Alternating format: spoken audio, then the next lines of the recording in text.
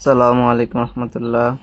আমার হেল্পার দেখেন কিভাবে ঘুমাচ্ছে, খুব রিল্যাক্সে, খুব সুন্দর মতো। উম, বয়সে আমার থেকে অবশ্যই বড়, কিন্তু ঘুম যাইতেছে অস্থির ভাবে। আমি বলছি যে ঘুম যদি বেশি আসে তাহলে পিছনে গিয়ে ঘুমাতে পারেন, অসুবিধা নাই।